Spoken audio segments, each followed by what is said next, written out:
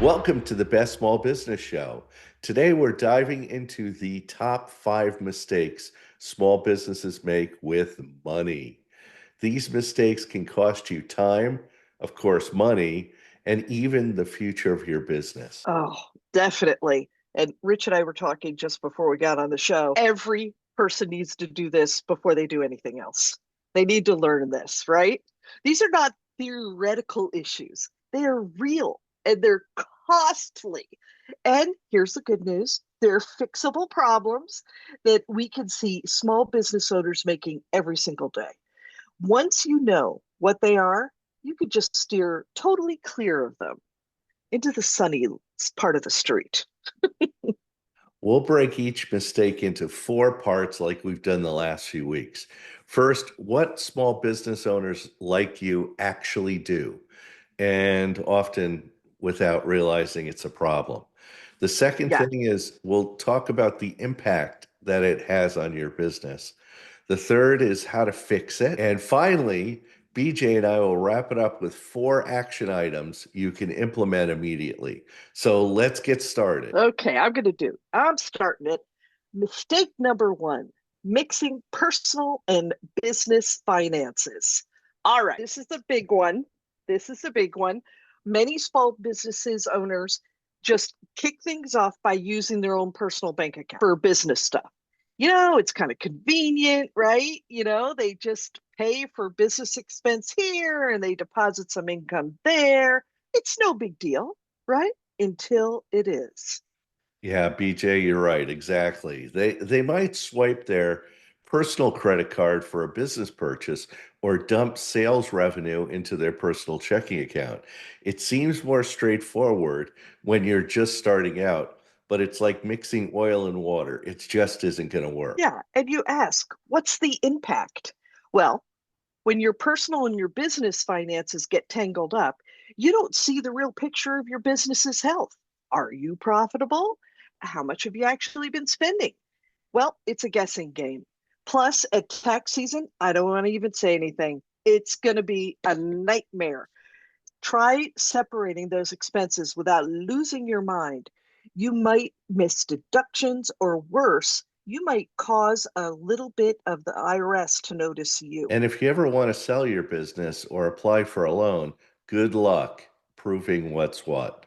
Mixed Yeah, finances are a red flag to buyers and also to lenders. yeah, for sure. And you know how to fix it. Open up a separate business account today if you haven't already. Get a business credit card too, and use them only for business transactions. If you're already got a mess, set time aside and untangle the whole thing. Go through your statements, categorize everything, and draw a clear line. Yeah, it's a bit of work up front, but trust me, the clarity and control you'll gain over your money, it's totally worth it. Oh, for sure. So, Rich, take us into number two. yeah, mistake number 2 is not keeping proper financial records. Um, we're going to talk about bookkeeping. I know you're going to probably turn this off at though, Yeah, or it's the fine. Have a lack great of time. bookkeeping. So many Yeah. small business owners think it's just for big corporations. They're like, I'll track it in my head, Oh, or I've got a spreadsheet somewhere. oh my gosh. Rich, you're just giving me a rash just thinking about all of this. Yeah. Here's what they do instead. They either don't track the income and expenses at all, or they do it kind of half-heartedly. Receipts pile up in a drawer and invoices get lost. They don't go after them. They swear that they deal with it later, right? Well, spoiler, later never comes. Later never comes, Rich. Yeah. What's the impact of all this? Well, without solid financial records, you're basically running your business blindfolded. How much money do you have? Where's your money going? Can you afford that new hire? You won't know. It also messes with your taxes. You might overpay or underpay because you just don't have the data. Yeah. And if the tax folks come knocking, no records mean penalties or worse. It's a risk you just don't need. Yeah, so how to fix it? Set up a simple bookkeeping system. You don't need to be an accountant. Tools like QuickBooks or Xero are super user friendly. Block out an hour each week to update your records, categorize your expenses, and reconcile your accounts. And if bookkeeping's not your thing, hire a part-time bookkeeper. It's an investment that saves you stress and keeps your finances on track. People don't realize, even when you're starting out, great thing to do. So Well, what's mistake number three, yeah, failing to manage cash flow effectively. This is a big one, Rich. People are always saying it's the lifeblood of your business, and too many owners don't give it its attention that it deserves. They focused on sales and profits and think, hey, if I'm busy, the money kind of just sorts itself out. Yeah, and what they do is they assume that making sales equals having cash in hand. But if your clients pay you in 60 days and your bills are due in 30, that's a problem that's waiting to happen. So, what's that impact? Poor flow management can tank your business, even if you're profitable on paper. You might miss a payroll, you might lose a supplier, or pass up a growth opportunity because the cash just isn't there when you need it. Yeah, timing is everything. Without cash flow, you're stuck, no matter how many sales are in the pipeline. And you want to know how to fix it? Create a cash flow forecast. Map out your expected income and expenses for the next few months. Do you spot any gaps? Well, plan for them. Maybe tweak the payment terms with a client or a supplier, or line up a short term credit option. Knowing your burn rate, that's about how fast you go through money, is essential. And please stay on top of accounts receivable. I talk to clients about this all the time. You're leaving money on the desk. Have an option for people to pay you online. Don't let unpaid invoices sit, chase them down. Cash in hand beats cash promised every time. I actually talked to a client who was a printer and he'd deliver jobs and he'd hand them an invoice and it would take them 60, 90 days to pay, even though he handed them the print job. I said, Yeah, next time, offer up, 5% off or 10% if they hand you a check when he hands them the print job. And they're going to have to pay anyway. Why not pay now? And he said his accounts receivable went away. He had nothing to worry about. nice. So, mistake number four, overspending or not budgeting properly. All right, here we go. Overspending is one of those sneaky little things. When business is good, owners might splurge on a shiny new office, top tier gear, or extra staff without a real plan. Yep. Or they're just going to wing it. No budget, no limits. They act reactively. They spend as a needs pop up, figuring, hey, we're going to make it up somewhere. Yeah, so what's the impact of all this? Well, overspending eats your profits faster than you'd believe. No budget means no guardrails. You're at the risk of debt or scrambling when sales slow down.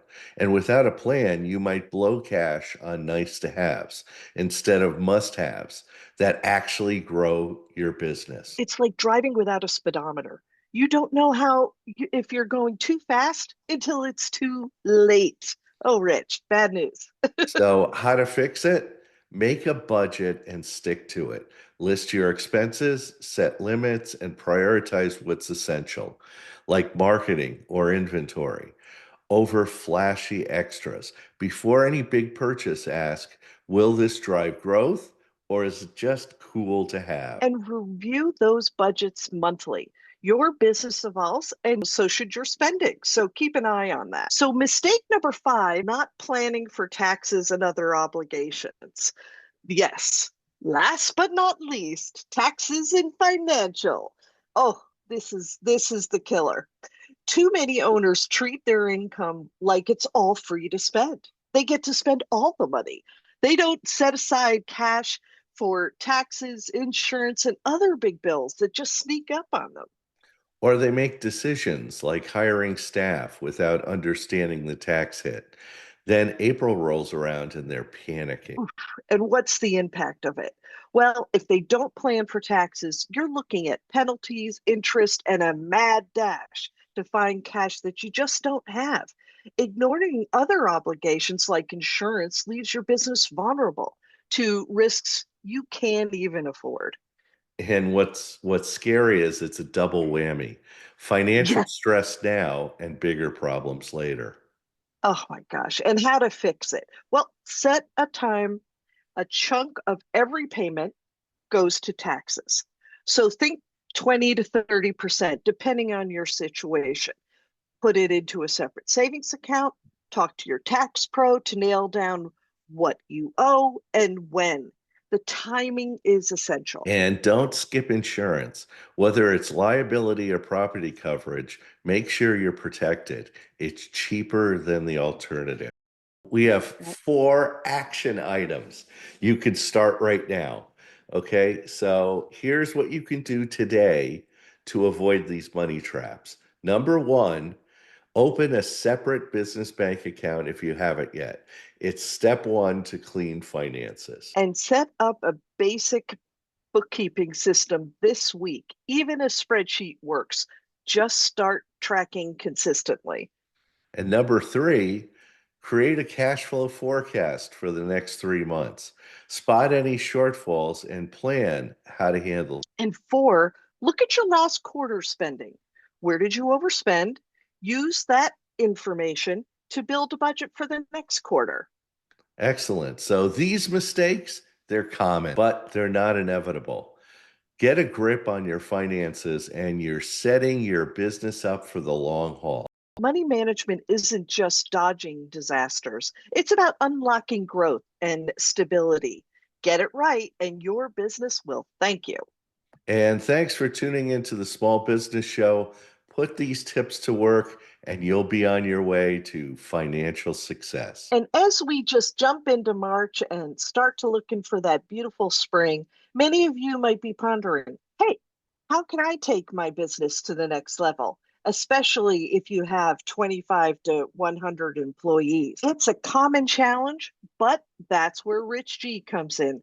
His business coaching is not just any coaching, it's bespoke, meaning it's crafted specifically for your business needs. Whether you need an increased revenue, improve efficiency, and expand your business market share, has the expertise to guide you. Don't wait.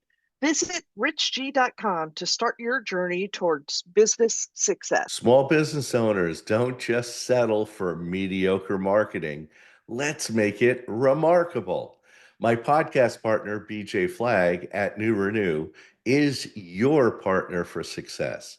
With her expertise in brand marketing and website design and a passion for helping small businesses thrive, she'll help you create a brand that resonates and a digital presence that impresses. Visit newrenew.com today and start your journey to marketing excellence. And that's it for today. To our audience, let's keep the momentum, the podcast momentum going. Share this episode on LinkedIn, Instagram, X, Threads, and Blue Sky with a hashtag, the best small business show. Spread the word and keep our community growing by subscribing to our show. And we can't end the podcast without a big shout out to our editor and producer, Richard Scalzo, for making us sound professional in every episode. Folks, have an unbelievable week, crush those goals, and we'll catch you in the next episode.